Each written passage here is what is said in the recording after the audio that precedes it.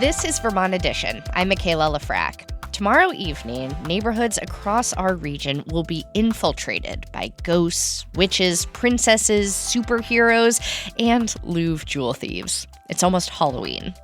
Before we go any further, I should acknowledge my bias here. I love everything about Halloween. I love coming up with a topical costume based on a news story.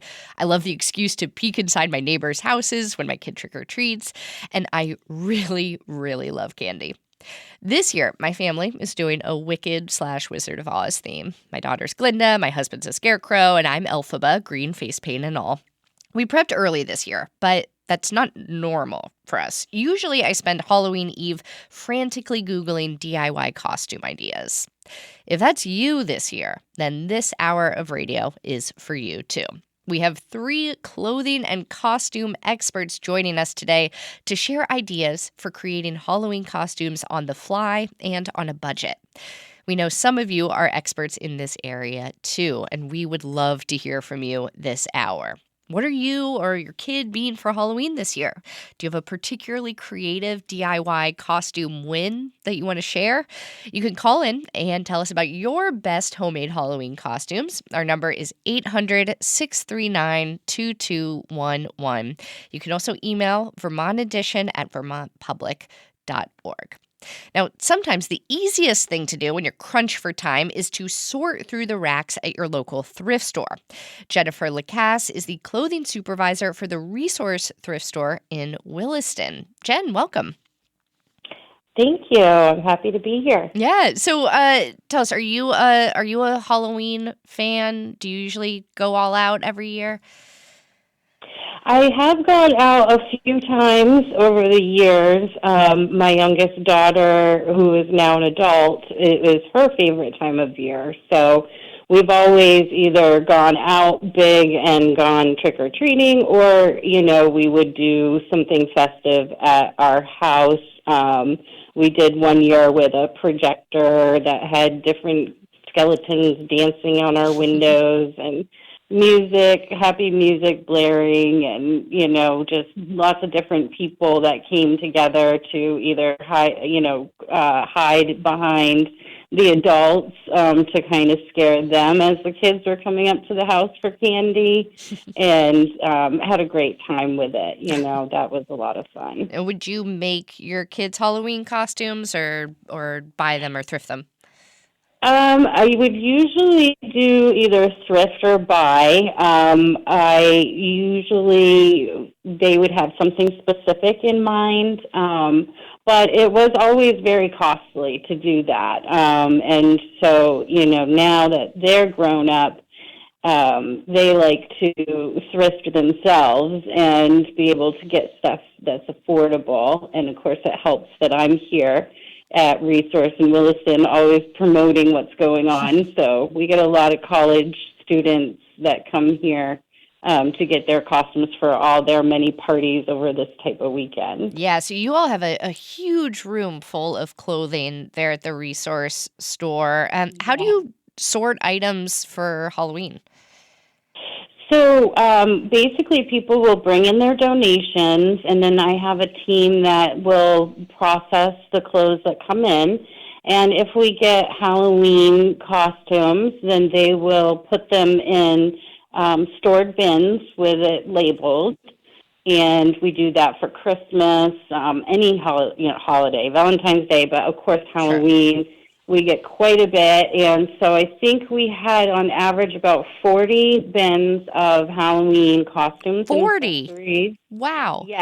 Yes, and we started putting them out, I think it was about mid-September, so everything has been out since that time. Once everybody is all settled and back to school is over, we start the Halloween hubbub. So have customers been telling you what costumes they're creating? Have you heard any inside scoop on what the most popular costumes are this year? So what I've noticed as a little trend is that with the Halloween costumes that are already made, that are slightly used, we're seeing a lot of the young kids wanting to do the princess thing. It seems like the glitter and glam is bigger and better for the Mm-hmm. little girls, and the boys, want to be certain superheroes. We see a lot of that. And, what's great about resources, it does hit both types of clientele.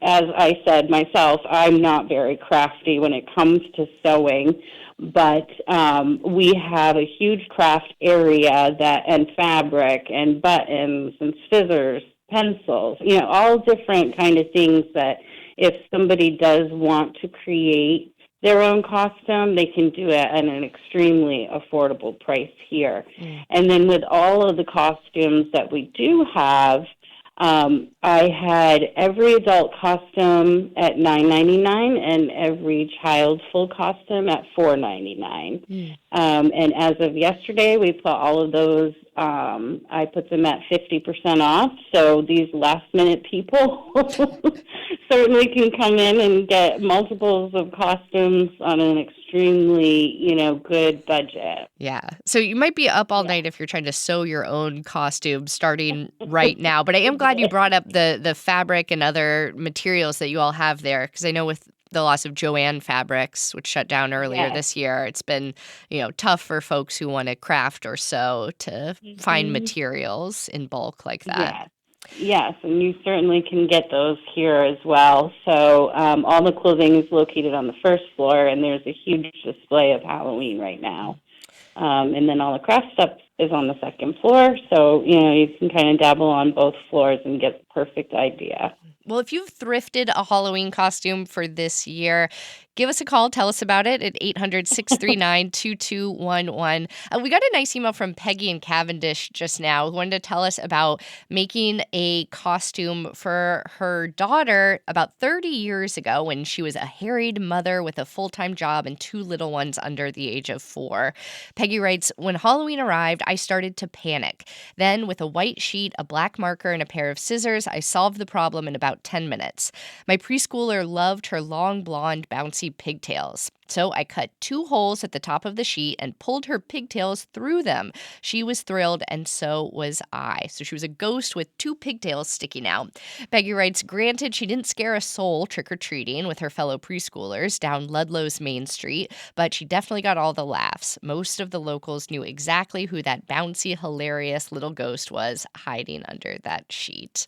I love the creative stories that come out here, especially folks who are making costumes for their kids with something that they have at home instead of buying something new. And I bet you all see a lot of costumes that come through that are still in really good condition, even if they've already been used, right? Oh, absolutely. Some of them they even put back in the original package. They're wearing it one night, and then they want to do something else the following year. So, and it seems like everything that we have, it's still relevant to today and what kids want to be. But again, my oldest goes to UVM, and last year she had 3 Halloween costumes that she had to go to, and of course you can't wear the same costume. Certainly not. This is where it's great for all ages to come here and be able to have that variety instead of spending $40-50 on one costume. You can get 2, 3, 4 your whole family for less than that. So, yeah, definitely check it out. It's a great thing that we have going here. And we will be dressing up on Halloween, the staff here. Oh, yeah? What are you going to do? Well, I've got a cape and a little hat. I do want to still work, so I've got to be in something somewhat comfortable. Last year I had a little something, and I'll have something this year at the register for any child that comes in with the parents. We've got a little handout of something special for Halloween. Is it candy? No. What is it? So I have somebody donated multiple patches of Mickey Mouse and the Treasure Island. So we have little pirate patches Oh, for the kids until they run out, but we do have quite a few of them. And it's just a nice little thing to give to them as a little surprise, that's sweet. happy Halloween, And a pirate would be a great last minute Halloween costume. I bet you could. Right, they can definitely do something with that, take their old clothes, cut them up a little bit, and off they go. So I know some folks really like the act of like slowly sorting through clothing racks or perusing a thrift store. Others find it a little bit overwhelming. Having worked for a while now at Resource and sorting through all these clothes donations that you all get, do you have any tips for finding hidden gems or kind of tackling a large room full of racks of clothing? So since I've been here, one thing that I've hit on, and we have such a great team that they all have done so well that, right now at Resource, it's changed a lot over what it was a few years ago. And, we do have them organized by size and little departments. There's a whole preteen section, so that's everything from 7T all the way up to 16T. They're all now organized in that way. But then we do special racks where there's a Vermont rack, so you can go to that, and there'll be anything from a high school team to Vermont colleges, and everything's the same price. Like a T-shirt is a T-shirt, and yet if you're looking for something for Vermont, then you can go to that rack, and they're all right there. So that helps a lot with, again, college kids or with people that are here on vacation, come to go skiing, and they want something that says Vermont on it. We can just direct them right to that location. There is still some thrifting going on in the case of, like, having to find that hidden gem, but right now we just created a new little boutique area down there that has 100% wool and cashmere. So the girls are going through all the sweaters, processing that, and then that's where that location is. And then, basically somebody can go to that area and find the style that they're looking for, and knowing that that's going to be 100% wool or cashmere. Mm. Oh, we got another email about thrifting a costume from Elizabeth in Heartland, who says that they totally lucked out one year at a vintage clothing store in Cleveland and got a great last-minute costume for their sorority's movie characters themed Halloween party. Elizabeth found a very over-the-top 1980s Princess Diana-style poofy silk wedding dress, a massive glitter crown, and a kid's glitter wand with a star at the top, all for about $10. They say they dressed up as Glinda the Good Witch from The Wizard of Oz, and it's still the costume they measure all others by, and they wish they still had it. Lastly, Jen, I'm wondering if you might have one or two other ideas for Halloween costumes that you've heard maybe your colleagues or your daughter at UVM is dressing up as this year for people who are desperate for an idea right before Halloween. Well, what I'm seeing with a lot of the college kids and also my daughter is where they want to go to a celebration as a group. And so some of the ideas I've seen is one they did last year was the Powerpuff Girls.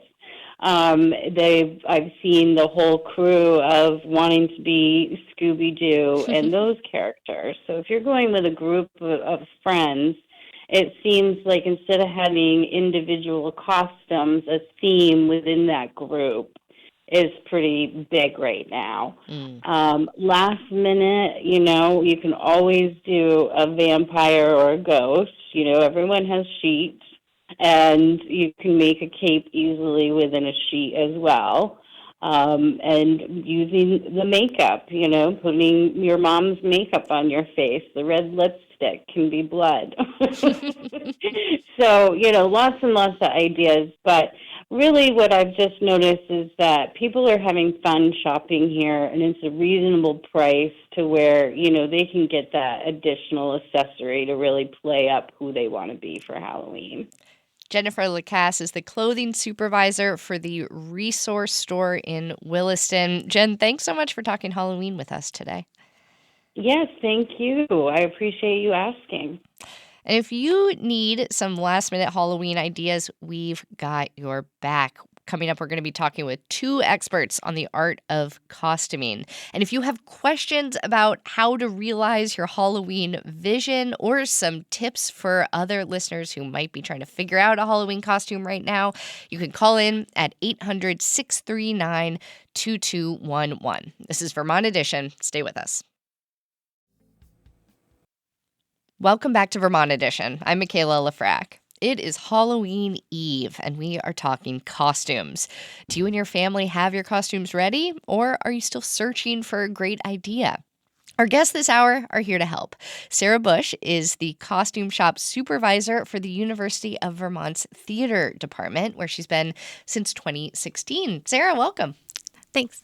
And we're also joined by Luke Hungerford of St. Albans, who is an avid cosplayer. That means he creates and wears costumes to represent characters from comic books, anime, cartoons, video games, or lots of other sources. Luke, welcome. Thank you. Thank you for having me. Yeah, and listeners, we would love to hear about your best Halloween costume ideas over the past couple years. You can tell us all about it by calling in at 800-639-2211 or sending an email to vermontedition@vermontpublic.org. As some of you have already, with some photos attached.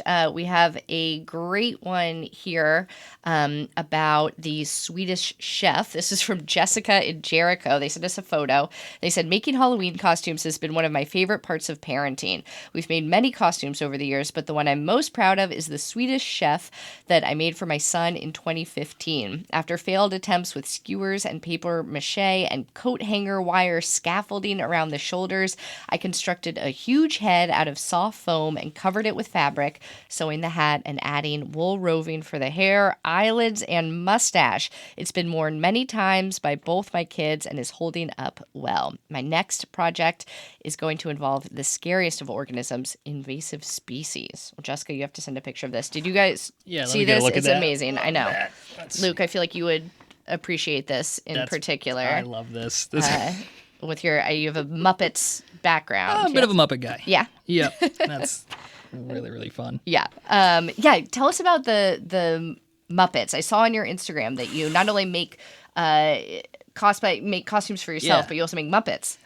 This has been a recent obsession. I've always loved the Muppets just as a fan, but now that I have more of a sort of creative outlet, I thought it'd be a fun project to try and create, some replicas. So I've spent the last year working on a Kermit the Frog replica, which has been a lot of fun, learned a lot of really interesting stuff. My first version, pretty good, but looking to do it again. And I'm just right now I have 4 or 5 disembodied Kermit mouths and heads just on my desk at home. It's a little unnerving, but it's a fun process. I saw you post in one of your Instagram pictures of it about you were being rather critical of what I thought was a perfect Kermit the Frog, where you were saying that there was too much neck fabric. Yeah, there. A lot of meat under there. He wasn't supposed to. He's a little more. I don't know. It's great. Thank you. It's just I just like to tweak little things and try to get as close to as it should be in my opinion. Yeah. Well, Sarah, you have been at UVM's theater department for about a decade now, and you were a freelance draper before that. What's a draper? So a draper is the person who takes the costume designer's designs and figures out how to make that into a 3-dimensional object that a human being can wear. So that might be taking something existing and fitting it on a body and altering it, but oftentimes a draper is the person who's creating that pattern either by flat patterning or by draping on a form, and then deciding how best to go about constructing that. And apologies there. That was a Vermont Edition first for me. Siri really wanted to get involved in our conversation about draping. So then when did you make this move into being the head of a costume shop? What was the change like? So really, it was kind of happenstance. We relocated to the state about a decade ago for my husband's job, and the costume shop at the theater department was looking for a costume shop supervisor. I had worked in many shops before as a draper, and I thought, well, it was a temp job originally. It was just for a semester. I thought, well, I'll give it a go, see what happens. And I have been there since. After a semester, they hired me permanently. It's interesting. It's a lot of logistics on top of, so I still get to do some draping. I'm still in all the fittings, but I also work with a lot of students. I teach a lot of sewing. And I also make sure like the nitty gritty, like that we have pencils and brown paper to pattern on, and that there's shoelaces for the shoes, and like those kind of detailed logistics. Okay, yeah, let's talk about like planning out a new design that you're working on. Luke, how do you like first start to conceptualize a costume that you're going to make? I always do like a sketch of it. I just pull out a blank piece of paper and I draw like a blank human form, and then I cut it down the middle. So I have one line going head to toe, and I do one half will be like the front half of the costume, the other half will be the back half of the costume, and just trying to plot out where the seams are going to be, and then trying to add on little panel lines or anything interesting, layers and stuff like that, and just trying to get an idea of how things will maybe like lay on top of each other or work or not work. Yeah. How did you figure out this process? Like, how did you first start to learn? A lot of YouTube. Yeah. A lot of YouTube. I started off doing little props and little things made out of foam, whatever. And there are a million videos of people doing that on YouTube. So I did a lot of that. And then it was just, I worked in classrooms. And if the student that I was working with was like, okay, and I could kind of like step back a little bit, I would just start doodling and just start sketching and trying to unravel things in my head a little bit. So yeah, it was a lot of just doodling and figuring things out. Yeah. Similar process for you, Sarah, when you're first starting to conceptualize a design? Yeah, so usually I'm working from someone's design. So I have a rendering or a piece of research that is related to like a production or a script. So if it's like a particular period, I often do a little bit of research, like what do clothes from that period look like? If we're in a particular locale, and then just looking at that sketch. And oftentimes I will make a copy so that I can draw in some of those lines. Like, okay, this is the look we want, but where are those actual seam lines? Like, where is there a dart? Where do I need to, does this collar point? Designers often don't provide a back view. So sometimes there's some research pictures to figure out like what is the background of something works. And then relating that to, I have a body usually that's been cast to fit that on. So I might create a form that's that shape so that I can start putting those lines in on a body. I like the use of the word body instead of person. It's Well, when they're, when we're kind of thinking about like a dress form, it's easy we are kind of thinking about it as a physical thing rather than the whole body. Nice. So where did you learn how to sew? Did you have somebody in your family who you were watching when you were a kid, or was it also a YouTube University situation like Luke? No, actually, I started sewing as a child. My mother sewed in the house. She made doll clothes for American Girl dolls. That was sort of her side hustle. And so she was often sewing in the evenings when we were around. She had scraps that we, started to mess around with and play with. And then she taught us to sew because we were interested, and kind of just went from there. I'm glad you brought up American Girl dolls because we were talking about them earlier today on the Vermont Edition team, because we got a note on Instagram from somebody saying that they learned from American Girl magazine how to make a costume for themselves of the night sky. They wore all black and then made little Velcroed stars that they put on it. And our producer, Andrea, really enjoyed this comment because she was also inspired by American Girl magazine as a kid. She remembers the October 1994 issue had instructions for dressing up as a picnic by wearing a rectangular cardboard cutout with a gingham blanket over top it with paper plates and plastic food glued on. We do have a picture of that. I think it might still be on Vermont Public's Instagram. And just a shout out to American Girl magazine, shaping so many of us and the people we are today. Luke, I know you take a lot of inspiration from comics, not magazines, but comics. What are some of the costumes that you've made? My big one was a Batman suit that I made over quarantine. Admittedly, a lot of my costumes have been like bought super basic, then I make things to add on top of them. So like I have, a couple Captain America suits where I just buy the fabric suit, and then I made like the belt and all the straps and the helmets and the boot covers and stuff like that. And all that stuff, like if I am wearing Captain America and I have like a leather belt, quote unquote, whatever, it's vinyl wrapped over EVA foam that's made to look like leather. So I do a lot of like little bits and pieces, little like parts for costumes. But my bat suit was the big one where that was really my first jump into sewing. So that was just a full bodysuit that I learned how to sew.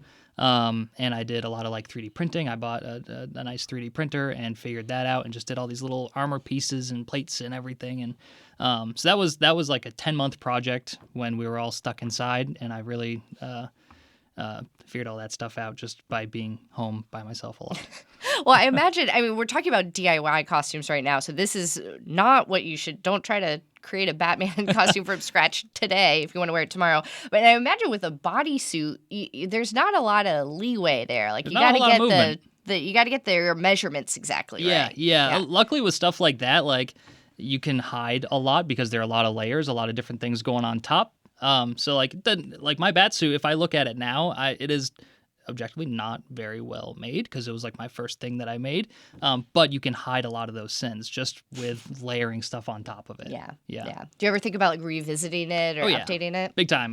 That is kind of my goal for next year, is to revamp it and make it, one, more comfortable because it is very uncomfortable, and two, make it fit a little better, make it look a little more shined up, I guess. Yeah.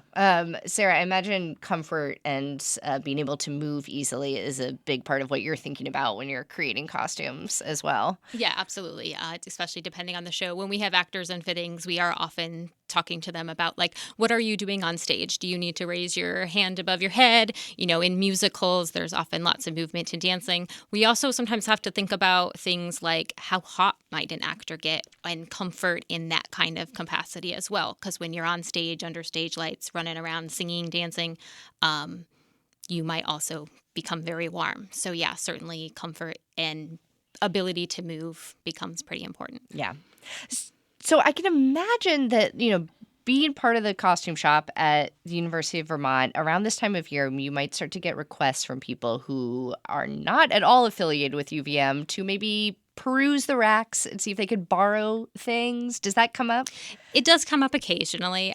We definitely do not have costumes which are built for that intent, right? Mm-hmm. Our costumes are meant to go on stage. Stage is a very controlled environment. So we do politely decline those requests when we get them. We are excited to see what other people come up with, but our costumes have a purpose and in many cases might have been quite a lot of hours of work and time. Your Halloween endeavors might involve things like food and drink and the weather, where our stage, we typically control those factors. Yeah, that makes sense. Well, I'm loving seeing a lot of these Halloween costume ideas and DIY tips come into our inbox. You can email Vermont Edition at vermontpublic.org with your own Halloween ideas. We have been getting a lot of topical suggestions, including one from Andrea in Peacham, who says, this year, to honor Diane Keaton, who passed away recently, I put together an Annie Hall costume. I already had a black hat, so I borrowed a black vest, then went to the thrift store and bought khaki pants, a white button-down shirt, and a necktie. So easy and affordable. I'm looking forward to wearing this to the costume party at Sam's Listening Bar on Halloween in St. Johnsbury. Other topical Halloween ideas. Luke, I wondered if you have any, since you're like kind of clued into the world of like the superhero movies. That's a tough one. What's topical that won't get you in trouble? I know. You could always do like, one of the kids from Stranger Things. Just find a fun T-shirt, do your hair a little silly, maybe carry a bat or something. That's usually it. Yeah, those are always pretty good. There's always a horror movie. You could just do like simple Pennywise makeup. Yeah. And carry a balloon. You're good to go because there's the new Welcome to Derry show that just came out. So that one could work. Those are a couple off the dome. I've talked about this on Vermont Edition before, but I have like such a low tolerance for horror movies that the one thing I don't like about Halloween is that moment in the night when it shifts from like princesses and like bunny rabbits coming to your door to like the 12-year-olds like a sullen teenager. Yeah, in the mask, and I'm like, and they take all your candy, and you're like, ah, God. Yeah, whatever, kid. I did Pennywise for Halloween a few years back. My dad and I decorated our garage. So kids had to go through like a sheet to get in there, and they'd have to say, "Hey, is Pennywise in here?" And then I had this whole getup, and I had these gloves with claws busting out of the gloves, and I would pull back a curtain with this clawed hand, and there was a spotlight on me, and then I just come out screaming at the children, and we may have profited because some kids got so scared they left their Halloween candy and they left. So that's a win. I respect it. That sounds like my nightmare, but honestly, my nightmare. Sarah, what about you? Are you a Halloween person? I mean, I enjoy seeing what people do. I have not dressed up in a long time. What? Often, But you work in a costume shop. I know. I definitely prefer to dress others up as opposed to getting dressed up myself. Our schedule, or sort of the theater schedule, tends to be that often this time of year we are like neck deep in a show that is about to come out. So I have spent many Halloweens at a dress rehearsal. That's why we were just talking about this out in the green room. Like, Yeah? I have no plans for Halloween. I got nothing. Like, it's the great irony of our Guys, lives. come you know? on. Yeah, I know. Sarah, what are you working on right now? What's the show that you're At focused on? UVM, we're currently a couple weeks out from Fefu and Her Friends, which is a lovely script that takes place in the 1930s about 8 women who have gotten together because they're going to practice a performance that they are planning. We never see that performance, but we do see them talk with each other about kind of what it means to be feminine or a woman in the 1930s and kind of just in life. And we see their kind of relationships with one another and with themselves unfold. What are they wearing? They are wearing 1930s outfits. There are some people in pants and vests, but there are many dresses and some coordinated knit looks, which was a thing in the 30s that kind of started to become popular, kind of knit tops and skirts. Yeah. That's so great. I feel like if you wanted to turn a profit under the table, you could probably resell those after the show. It's true. We might. All right, we have to take a short break, but we'd still love to hear more of your Halloween tips and tricks. You can email Vermont Edition at vermontpublic.org. Send us a photo. We would love to see it. You can also call in at 800-639-2211. I would love to hear some kid costume ideas. Maybe you made a great costume for your kid this year. Call in and brag to us about it. 800-639-2211 is our number. We'll be right back. Welcome back to Vermont Edition. I'm Michaela Lafrac. Halloween is tomorrow, and if you don't have a costume yet, do not panic. Vermont Edition's got you. We're talking homemade and last-minute costumes with Sarah Bush, the costume shop supervisor for the University of Vermont's theater department, and cosplayer Luke Hungerford of St. Albans. He creates and wears costumes to represent characters from comic books, cartoons, and more. Now, guys, according to Google, the most searched for Halloween costume this year is a character named Rumi from the Netflix show K-pop Demon Hunters. That movie rules. I haven't seen it, but I feel like I've like somehow ingested it just like through the air because it's everywhere. And so Rumi, if you're not familiar, she wears a pair of glitter combat boots, neon purple hair, and a glowing sword. But retailers apparently didn't predict how popular this was going to be, and there are shortages of this costume across the country. So Luke, I am curious if you have any suggestions for creating a Rumi costume for a kid who's one of them. My first thoughts are she's got a long, like almost like a big long purple mohawk sort of thing. Yep. You could get away with like layering foam. You can get some white foam, paint it, make essentially like a hat, but one that's just long and looks like braided hair, essentially. That would be a pretty good shorthand. I mean, I feel like most people would kind of get the idea off of that alone. And they also, all the characters, or Rumi anyway, she has like, she's like cursed. So she has like this like purple sort of like lightning bolt sort of thing coming up. So you can paint a little bit of like purple sort of spikies on your neck that kind of show. Yeah, it's a little spooky. But I'd say those two things would get the point across. Okay. Yeah. All right. Sarah, any ideas? Or maybe if somebody wants to like, so she wears these glitter combat boots. How could you do that at home? I mean, you certainly could with even like, especially since it doesn't have to last super well. They make glitter spray. That's a thing. But also even like Elmer's glue, a glue that dries flexible like Elmer's glue would be fine to paint on and dump your glitter on. Just know that you will find that glitter forever for quite some time. Now that's spooky. Yeah, that's the worst. Let's go to the phones here. We have Joe calling in from Burlington with a costume idea. Joe, go ahead. Hi, I think that one of the cheapest, easiest costumes of 2025 is the Leonardo DiCaprio character Bob in One Battle After Another. Watch cap, dark sunglasses, plaid flannel, house robe, and you're done. I love that. Quick, easy. That's easy. You could also do Leo just with a door, from Titanic. That one would be quick and easy. Gosh, a little blue paint. Thanks, Joe, for the idea. Let's go next to Faith in Norwich. Faith, go ahead. Yes, I made many years ago, my daughter, who was probably 7 or 8 at the time, I turned her into a can of maple syrup. How'd you do it? We had just moved. Well, I took a cardboard box that was in the right proportion, just about to slip down over her head, so her head stuck out of the top. And then I copied the design on I'm a painter, so this was my fun project. That helps. Was to make a copy of the can of maple syrup with the tree on it and all that.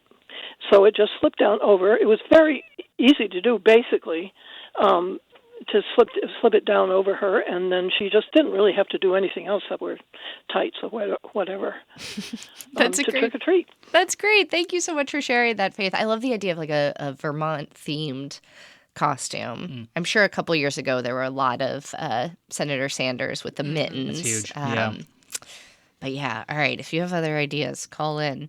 We'd love to hear from you. We have Olivia in Queechee. Olivia, go ahead. Hi, so I'm calling about my son's costume. I made him an excavator costume from a cardboard box. He's 2 years old, so we had a ton of diaper boxes and cardboard boxes around the house, and he loves excavators, so that's my costume idea. It was a little tricky, a lot of duct tape, but it came out great. So. That's on. Do you think he's going to keep it on for a while tomorrow?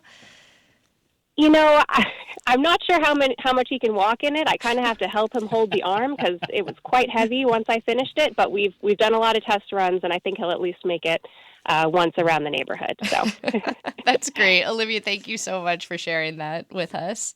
Do a lot of kids show up at the cosplay conventions and stuff that you go to? Yeah. So I run one in St. Albans that we just did last month, and we have a cosplay contest, and that seems to be probably the most popular thing that we have there. And we had a really great group of kids that come in with their own homemade costumes.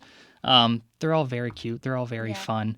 And the kids love it. Even if it's just like a store-bought one, whatever, they still go up, they have a good time. But there are some very talented kids out there that can make some great costumes very inexpensively. It's a lot of fun to watch. That's awesome. Yeah, Sarah, do you all have any opportunity for kids to either see the costumes at the costume shop or learn about what you all do? I guess they can go to the plays. Yeah, certainly. Anybody is welcome to come buy a ticket and come see our shows. That money does help us continue to put on our productions. But also we do a lot of the high schools in the area, or some of the high schools in the area, occasionally come and come through our stock for their productions at their high school. So we do loan out costumes to high school groups and community groups that are looking for costumes for their own productions. And we do sometimes host, certainly if there are students who are interested, like high school students or even middle school students who are interested in maybe seeing what a costume shop is like, you can always find my contact information on the website, and we're happy to give tours. Nice. Well, we're getting a lot of photos of some pretty amazing costumes in our inbox. We might reach out to some of you and see if we can, if it's okay with you to share some of these pictures on Vermont Public's Instagram. A really epic Shrek just came through. And this person, Chris, writes that they had just a few days to come up with something quick. And they went to Walmart, spent $100, and made the whole costume. The ears are made out of party horns that shaped it perfectly. And I'll show this to our guests. It kind of looks like the party horns are sort of like stuck in Chris's ear holes. I hope he recovered his hearing after this, but it seems sterile. Looks amazing. Yeah. Well, thanks so much for sharing this with us. Janet, and Chelsea also writes that they made a bag of M&M's costume. They used a yellow trash bag, cut out the letters from brown contact paper, and a brown trash bag with white contact letters for another costume. And they were easy to wear, waterproof. They said they don't have a picture, but they think that our imagination will work in this case. Janet, thanks so much. I love that. Okay, I am really excited tomorrow to see some Louvre jewel thieves. I am sure that there are going to be a lot out there. For somebody who might want to make a Louvre jewel thief costume from scratch, I'm thinking like maybe somebody could be the thief, somebody could be the crown. Any tips for like bedazzling, rhinestoning yourself? I mean, don't discount aluminum foil, right? Aluminum foil and some Sharpies can make some lovely crowns and jewels, especially over like cereal boxes, right? Cut that into the shape you want, right? I wouldn't discount what you might have in your recycle bin at this moment. A classic black and white striped shirt. That's Every thief wears that. A fun little mask. I think like a velvet scarf or anything, right? Jewels are often kept in like velvet cases or velvet bags. So like a nod to a velvet scarf or a velvet top or something would help you be a jeweled item. I love that. That is a way to level it up, I think. So I feel like sometimes when you're thinking about creating a Halloween costume, it can be a little bit scary to try to make something yourself and worry that, nobody else at the party is going to get it, or you're going to try to make something and it's just going to fall apart completely once you get to where you're going. I'm wondering if you might both have advice for listeners who want to try sewing or constructing a piece for the first time. Hot glue goes a long way. Really? Hot, yeah. Even for a first timer? They're not going to like glue their fingers together or something? Oh, they will. Okay. But they'll figure out not to pretty quickly. Maybe start with low temp glue and not high temp glue. Yeah. Good tip. Yeah. Because you, Luke, you just started learning how to, or maybe not just, but I know you've learned how to 3D print things for your costumes. What was that like, learning that process? That stuff is so complicated. Yeah. Only because it's one of those things you can really dive down the rabbit hole and go pretty far. I'm very much so surface level, like 3D printing knowledge. I know enough to be able to like crank out some prints and make it work, but you can really, really like get into the nitty gritty of it. Like for me, I do like armor pieces, or if there's a little, a prop that goes along with a costume, you can print out something in a day or so, something like that. But like for me, like I've started printing like a droid, like an R2-D2 from Star Wars. So like you can get a relatively inexpensive printer and make something that looks 100% movie quality. Printers, you could get one for $200, maybe $150, and then make something that you could sell for a lot more, which is not the question you asked, but it's a fun concept. Yeah. One of my colleagues yesterday was telling me that her husband has gotten really into 3D printing and he has made masks, matching golden masks for Halloween for her and him and their 2 kids. And they're all like proportioned to fit their faces perfectly, which is amazing. Yeah. But I do feel like a hallmark of a Halloween mask is that it doesn't fit. It's got to fly and it's going to like slide off. You lose it. You get really sweaty. Yeah, it's gross. Yeah. We had a costume trunk as a kid in my house, and there was this one like rubbery ET mask that my sisters and I were always fighting over, but it just smelled rank in there. Decades of breath, like brings me back. Yeah. Exactly. Sarah, for the first timers out there, other than keeping your hot glue gun on a low setting, any suggestions or maybe words of encouragement as they try out a new skill for the first time? I mean, I think it's great to always just start by looking in your closet and see what speaks to you. What can you put together in a different way or wear in a different way? Turn it around backwards. Does it look like that way? And then, low-tech solutions aren't always less than the high-tech solutions. Yeah. So looking through, cardboard and paper mache and some hot glue and some paint actually can go a really long way. Sometimes less is more, and simple can be really effective. Yeah. Kind of go off that, I brought my bat suit to a convention one time to compete in a cosplay contest. When I got to the hotel and I was taking all my stuff, I was getting my costume ready, I realized there was a piece of my suit that had just popped off and was missing, and it was just a little tiny thing right here, which was 3D printed, and I didn't have my printer, so I cut out a piece of a Dunkin' coffee cup and I colored it with a silver Sharpie and I put it on. You cannot tell the difference. Amazing. So hey, if you got Dunks cups, you can use that and a Sharpie. Did you eventually replace it, Nope. or is it still Nope, there? it's still there.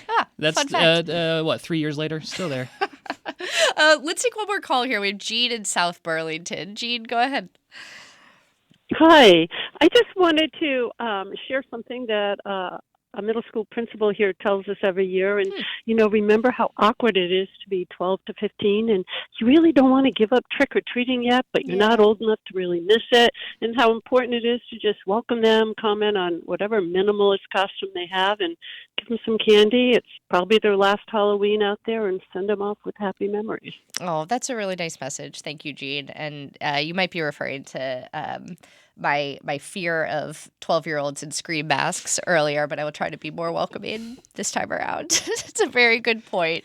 All right, so you two, any trick-or-treating ahead for you or Halloween parties? You're just going to be hanging at home, watching scary movies? I got nothing. I work till 7 tomorrow. I get home around 8 o'clock. I'm going to eat dinner. I'm going to go to bed.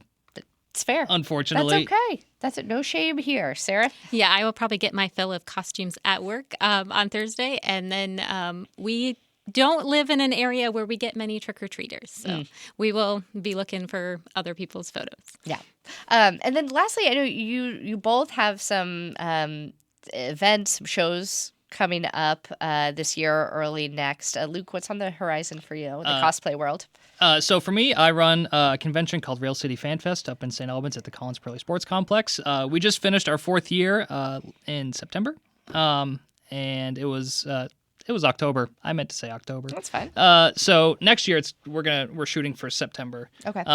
It's very cosplay forward. There's a lot of fun stuff. There's vendors, there's toys, there's comics, there's art. You can make stuff there. We have great workshops. We have a great guy that comes up that does puppet making workshops, so you can learn how to make really neat stuff. It's a fun event. It's very family friendly, so it's a good time. All right, good to keep on the horizon for 2026. Yeah. And Sarah, what about you? Well, Fafu and Friends opens in 2 Wednesdays, so November 11th, maybe, and runs through that Sunday. Shows are at 7:30, except for Sunday is a matinee at 2. And then in the spring, there will be a show called Bernhardt Hamlet, which is about Sarah Bernhardt playing Hamlet, which should also have some very great costumes that will open in mid-March. All right. Well, lots to look forward to as we enter spooky season. Sarah Bush is the costume shop supervisor for the University of Vermont's theater department. Sarah, thank you so much for joining us today. Thank you for having me. I learned a lot. And Luke Hungerford of St. Albans. Luke, where can people find out more about the convention? So you can follow us on Instagram or Facebook.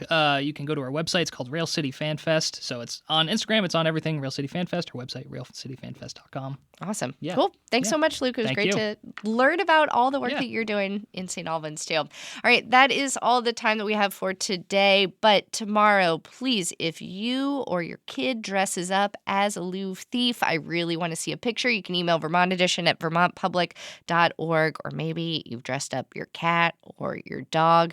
Spread the joy. Send us a photo. All right, today's show was directed by Aaliyah Papes. John Ahrens is our managing producer. Andrea Lorian and Daniela Fierro are our producers. Today's call screener was Rick Barrett, and our theme music is by Myra Flynn. I'm Michaela Lafrac. Thank you so much for listening. Happy trick-or-treating, and we will catch up again soon.